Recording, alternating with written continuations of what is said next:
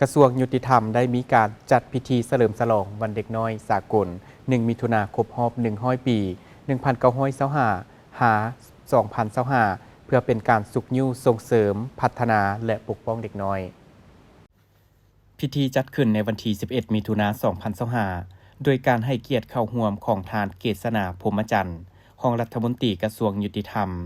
มีบรรดาคณะพรรคคณะนำตลอดฮอดพนักงานรัฐกรพ่อแม่ผู้ปกครอง พร้อมด้วยหลานน้อยเข้าร่วมอย่างเป็นขบวนฟดฟื้น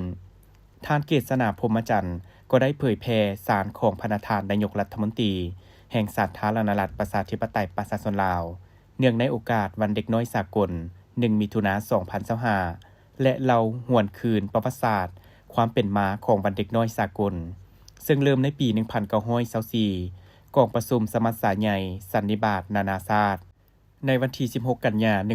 1924 และได้รับร้องเอาแถลงการณ์เซอร์เนลเกี่ยวกับสิทธิเด็กเป็นครั้งทำอิฐซึ่งได้ประกาศว่า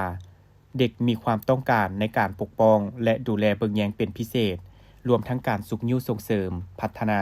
ปกป้องที่เหมาะสมทางด้านกฎหมายแก่เด็กก่อนเกิดและหลังเกิด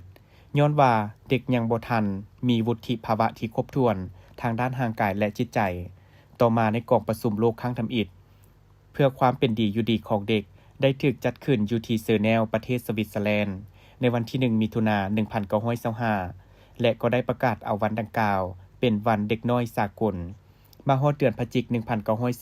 1949 กองประชุมใหญ่สหพันธ์แม่หญิงประชาธิปไตยสากลนครหลวงมอสโกสหภาพโซเวียตได้ประกาศเอาวันที่ 1 มิถุนายนเป็นวันเด็กน้อยสากลอีกเทื่อหนึ่งจุดประสงค์แม่นเพื่อสุขยิ้วส่งเสริมพัฒนาและปกป้องเด็กน้อยการเฉลิมฉลองวันเด็กน้อยสากลจะมีการออกบทปราศัยเกี่ยวกับสิทธิความเป็นอยู่ที่ดีของเด็กและการดำเนินกิจกรรมต่างๆเพื่อเด็กจากนั้นในพิธีเฉลิมฉลองวันเด็กน้อยสากลก็ได้มีการจัดกิจกรรมเล่นเกมกิจกรรมถามตอบและอื่นๆอันเต็มไปด้วยความเบิกบานม่วนซื่น